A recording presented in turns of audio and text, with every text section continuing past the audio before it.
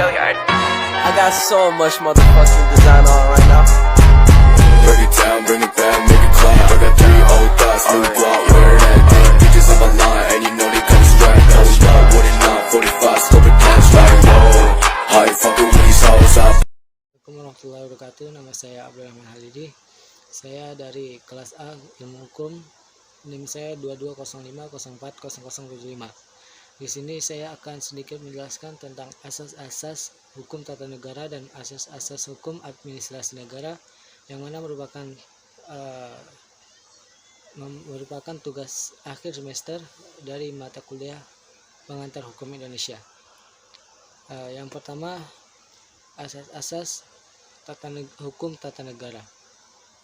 Pertanyaan tentang asas-asas hukum tata negara merupakan pertanyaan yang cukup sering ditanyakan. Mari simak uraian yang saya akan bahas tentang teori hukum tata negara, sumber hukum hingga asas-asas hukum tata negara dalam uraian berikut. Hukum tata negara merupakan salah satu bagian dari hukum publik. Secara umum, hukum tata negara adalah hukum yang mengatur bentuk dan susunan pemerintah suatu negara serta hubungan kekuasaan antara alat-alat perlengkapan satu sama lain dan hubungan antara negara dengan bagian-bagian negara. Teori hukum tata negara, para ahli merumuskan berbagai definisi hukum tata negara. Paul Scholten misalnya yang mengartikannya sebagai hukum yang mengatur organisasi negara. Dalam teori Scholten, yang ditekankan adalah perbedaan antara organisasi negara dari organisasi non-negara, misalnya gereja. Van der Put mendefinisikan hukum tata negara sebagai peraturan yang menentukan badan-badan yang dibutuhkan serta kewenangannya masing-masing, hubungan satu sama lain, serta hubungan dengan individu warga negara dalam kegiatannya. Pandangan Van der Put ini cukup luas sebab mencakup hak asasi manusia dan menjangkau aspek kegiatan negara serta warga negara. Sumber hukum tata negara.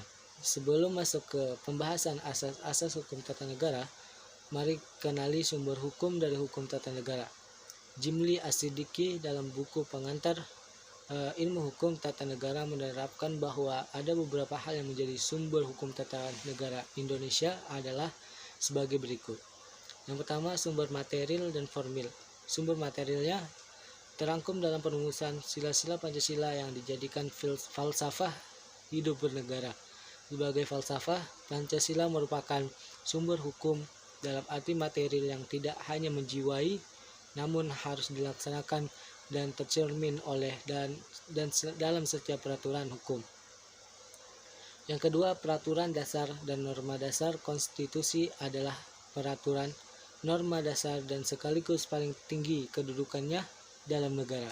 Konstitusi bukan peraturan yang dibuat pemerintah, melainkan dibuat oleh rakyat untuk mengatur pemerintahan. Tanpa konstitusi, pemerintahan yang dijalankan sama dengan kekuasaan tanpa kewenangan. Selain Undang-Undang 1945 sebagai konstitusi tertulis, ada pula konstitusi yang tidak tertulis yang hidup dalam kesadaran hukum dan praktik penyelenggaraan negara. Kemudian ada juga norma-norma dasar yang mengikat sebagai bagian dari konstitusi. 3. Peraturan perundang-undangan. Peraturan perundang-undangan adalah peraturan tertulis yang berisi norma-norma hukum yang mengikat untuk umum, baik ketetapan legislator atau regulator atau lembaga pelaksana undang-undangan yang mendapatkan kewenangan delegasi dari undang-undang untuk menetapkan peraturan tertentu menurut peraturan yang berlaku. Asas-asas hukum tata negara. Bega Ragawino menerapkan bahwa asas-asas hukum tata negara tersebut meliputi 5 hal, yakni yang pertama asas Pancasila. Asas-asas hukum tata negara yang pertama adalah Pancasila. Sebagai dasar negara, Pancasila harus diterapkan dan dicerminkan dalam segala tindakan pemerintahan serta keputusan yang diambil dalam hukum. Pancasila merupakan sumber hukum material yang mana setiap isi peraturan perundang-undangan tidak boleh bertentangan dengan sila yang terkandung dalam Pancasila. Yang kedua, asas negara hukum. Asas-asas hukum tata negara selanjutnya adalah negara hukum. Indonesia sebagai negara hukum, oleh sebab itu, setiap sikap kebijaksanaan dan tindakan negara dan seluruh rakyatnya harus berdasarkan dan sesuai dengan aturan hukum. Yang ketiga, asas kedaulatan rakyat dan demokrasi. Asas hukum tata negara yang ketiga adalah kedaulatan rakyat dan demokrasi. Kedaulatan berarti kekuasaan tertinggi dalam suatu wilayah. Dengan kata lain, kedaulatan rakyat adalah kekuasaan tertinggi berada di tangan rakyat. Oleh sebab itu, dalam melaksanakan tugasnya, pemerintah harus menyesuaikan dengan keinginan rakyat. Baiklah, berikutnya saya akan sedikit menjelaskan tentang hukum administrasi negara. Hukum administrasi negara merupakan hukum yang mengatur segala tindakan yang dilakukan oleh pemerintah terhadap masyarakat maupun tindakan-tindakan yang dilakukan pejabat atau institusi satu ke institusi lainnya untuk menjalankan kepemerintahan. Hukum administrasi disebut juga hukum bergerak, yang artinya segala sesuatu kegiatan yang dilakukan oleh pejabat pemerintahan secara sempit maupun secara luas tunduk terhadap hukum administrasi. Dan dalam hal ini, beberapa pengertian menurut epistemologi dan pengertian yang diberikan oleh para ahli mengenai hukum administrasi negara secara sempit maupun secara luas. Pengertian administrasi. Menurut Prajudi Atmosudirjo, administrasi dapat dipahami dalam dua pengertian. Yang pertama, administrasi dalam pengertian sempit, yaitu tata usaha. Contoh, surat menyurat. Yang kedua, administrasi dalam pengertian luas dapat ditinjau dari tiga sudut, yaitu administrasi sebagai proses dalam masyarakat. Yang kedua, administrasi sebagai suatu jenis kegiatan manusia, arti fungsional. Yang tiga, administrasi sebagai kelompok orang yang bersama-sama sedang menggerakkan kegiatan-kegiatan di atas, arti keperanatan atau institusional. A.M. Donald Hak, hukum administrasi.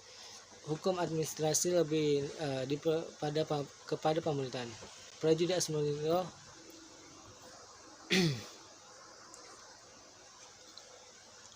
A.M. Donald mengartikan hukum administrasi negara lebih dispesifikkan pada pemerintahan. Sedangkan Prajudi Atmosudirjo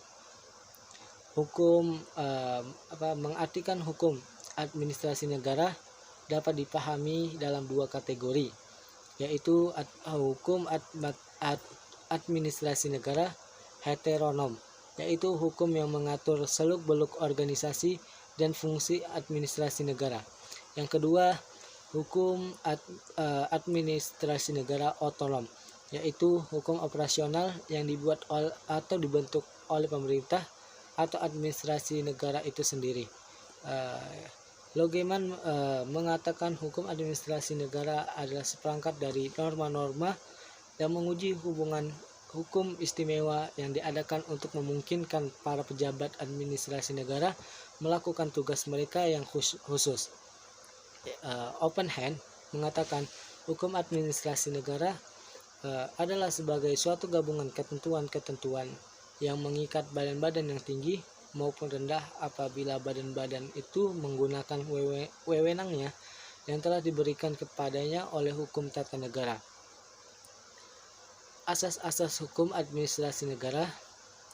Yang pertama, asas yuridikitas, yaitu bahwa setiap tindakan pejabat administrasi negara tidak boleh melanggar hukum, harus sesuai dengan rasa keadilan dan kepatutan. Yang kedua, asas legalitas, yaitu bahwa setiap tindakan pejabat administrasi negara harus ada dasar hukumnya, ada peraturan dasar yang melandasinya. Apalagi Indonesia adalah negara hukum, maka asas legalitas adalah hal yang paling utama dalam setiap tindakan pemerintah. Yang ketiga, asas diskresi, yaitu kebebasan dari seorang pejabat administrasi negara untuk mengambil keputusan berdasarkan pendapatnya sendiri, tetapi tidak bertentangan dengan legalitas. Itu saja yang dapat saya sampaikan. Kurang lebihnya mohon maaf. Wabillahi taufiq wal hidayah. Assalamualaikum warahmatullahi wabarakatuh.